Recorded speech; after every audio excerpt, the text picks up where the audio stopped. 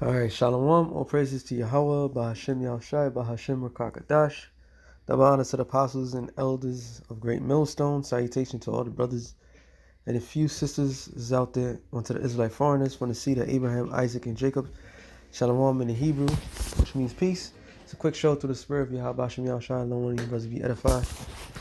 Just going through the spirit with this particular video. Matter of fact,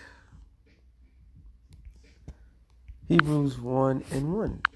It says, the Most High, who at sundry times in diverse manners spake in the time past unto the fathers by the prophets. All right. And when you you look up the word prophet in the Greek, propheteos, I think I said it right. It says verse 2. One who moved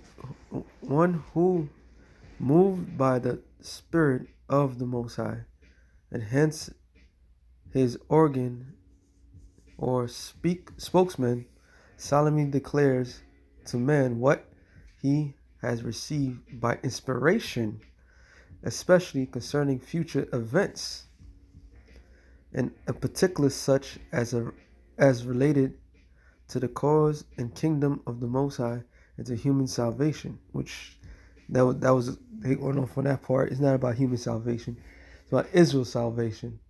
All right, that's what the Pacific verse said. And let me read it again. It says, the Most High, in who at sundry times in diverse manners, meaning different ways, all right, in dreams, spoken to, different ways, all different ways. Diverse means different.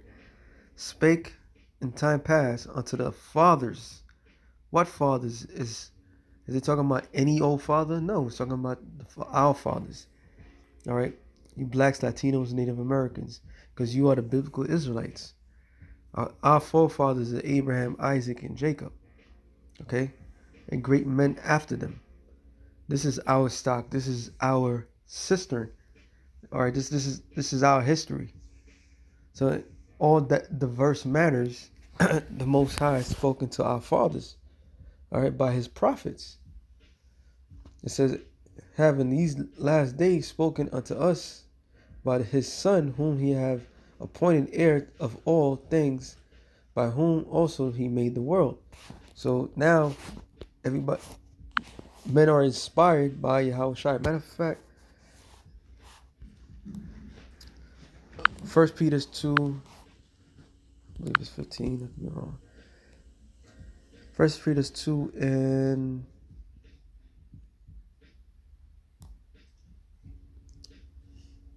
let me go up.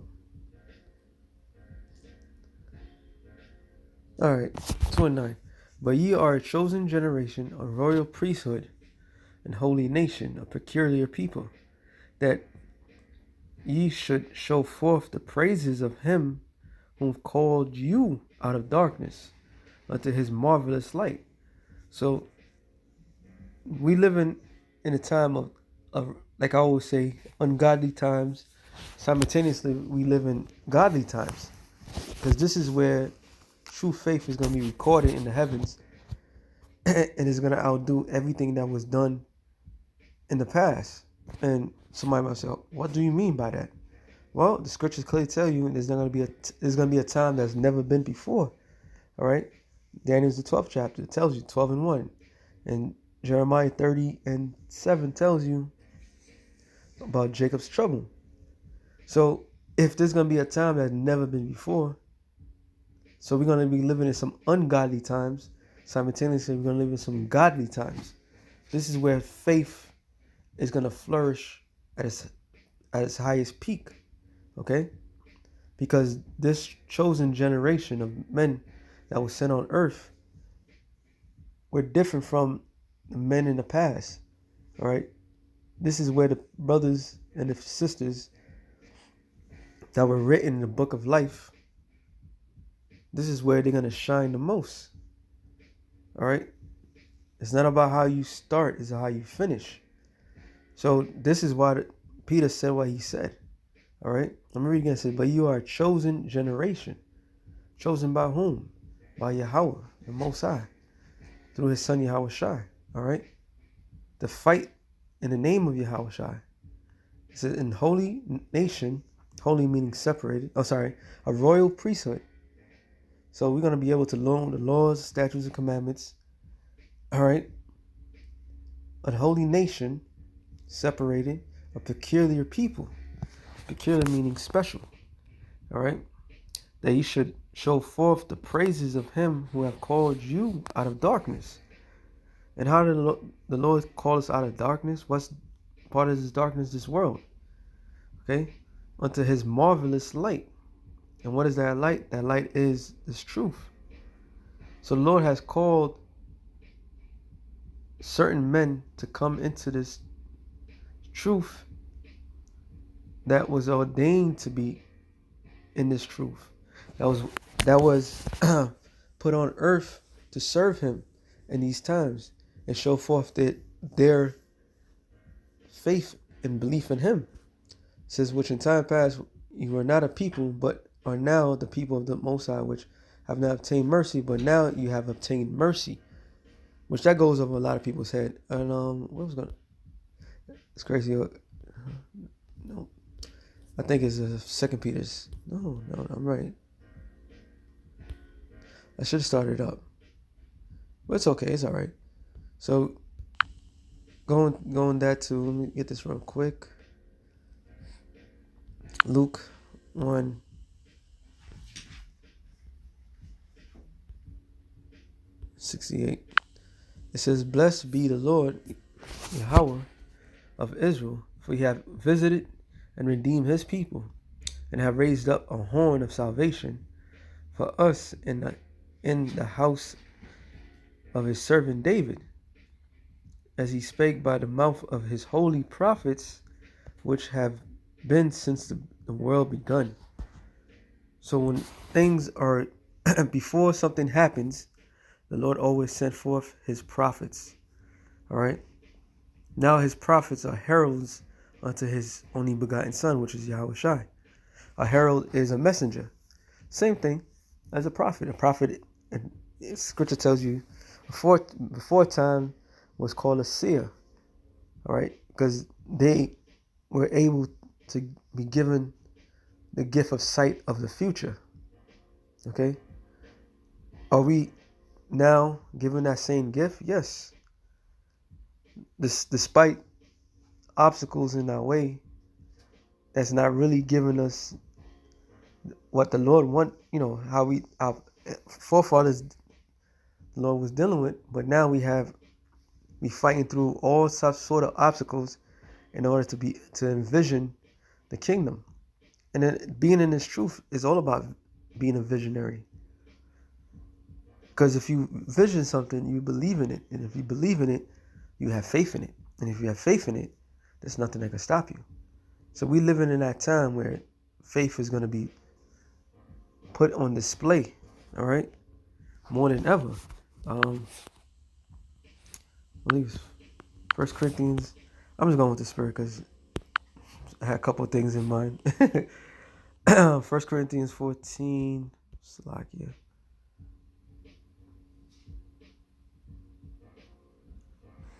And 24 says, but if all prophecy, I'm sorry, not this one. It's further up.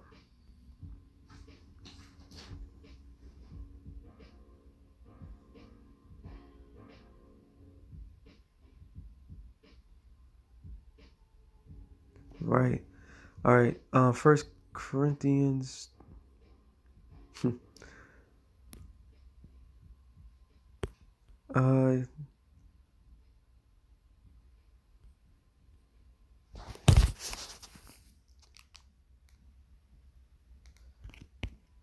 I just want to get to the point, but there's a lot of good stuff in here. All right, let me just start at 2 and then I'll go from there.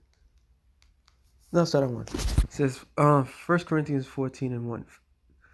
Follow after charity and desire spiritual gifts, but rather that ye may prophesy. All right, to speak of the future. And that's why GMS is known as a camp of prophets. And Apostle Paul said it. He said we're GMS is a camp of prophets. Not saying that every brother in GMS is a prophet, but our main focus goal is prophecy. Okay? Matter of fact, see if I can find this in Sirach.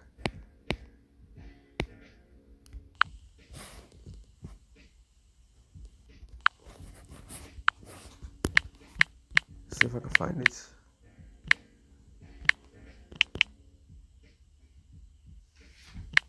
Is it prophesied or is it prophet?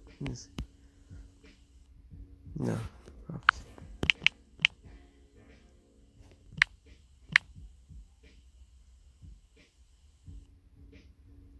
Second Ezra 8:5.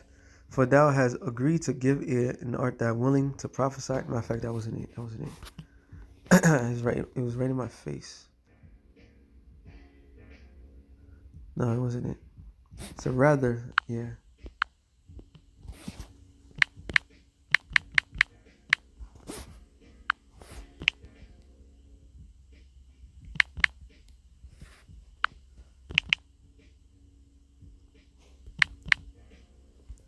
Let's see it. There it is. Sirach 39:1. It says, "But he that give his mind to the law of the Most High, which is the law, statutes, commandments of Yahweh, right, is occupied in the meditation thereof." It means your mind is consistently on the laws of the Lord, trying to keep the Lord, the laws to your best of your ability, checking yourself, right? Will seek out the wisdom of all of the ancestors and be occupied in prophecy. So your main goal is to be occupied, all right? Your mind should be on the prophecies, because the prophecies are things that's being spoken before time. It says for verse back in 1 Corinthians 14:2 says, "For he that speaketh in an unknown tongue speaketh not unto man, but unto the Most High. For no man understandeth him. Howbeit in the spirit it speaketh mysteries. But he that prophesies speaketh unto man to edification and exhortation and comfort." All right. So when we prophesy, we're not prophesying just to talk bad about other camps or just to shit on Esau and these other nations. No, we prophesying for edification, means to build up. In order for you to be built up, you need to be broken down. That which was built up, because we have grown, we've been so westernized in the society that anything triggers a man's emotions, which you're not supposed to be. So the Lord is always consistently breaking down Israel. And then after he breaks you down, he edifies you, meaning he builds you up. It says in exhortation and comfort, because the scriptures are the true comfort. This is what's comfort. All right. It says, "He that speaketh in unknown tongue edifieth himself, but he that prophesies edifieth the church." So it's not just about be able to, of course, break down certain scriptures. It's about edifying, to be building up the Lord's elect. Okay? And that's our whole purpose, is to be working out there, hopefully grabbing the remaining of the hopeful elect. Okay? The Lord's concerned, he's not concerned about all Israel. He's only concerned about the elect. Which you got plenty of scriptures on that. But the main ingredients of it all is prophets must come. And I'm going to end it off on this. I think it's Jeremiah 5.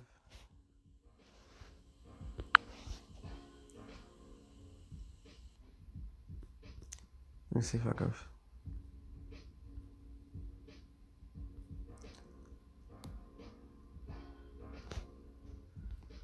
know it's in the 5th chapter. I just want to get a quick one.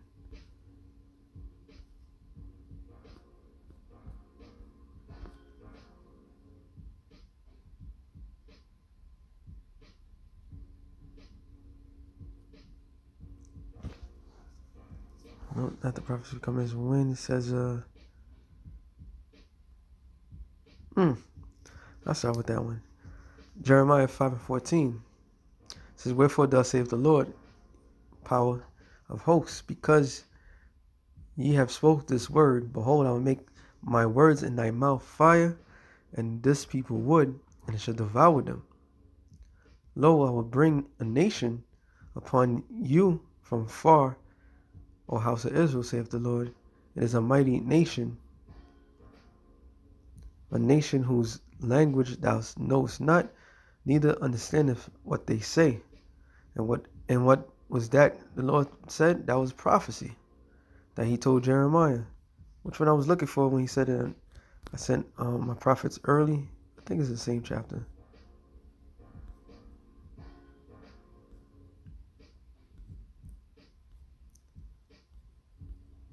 It's not here. This is probably the 7th chapter. But you know what?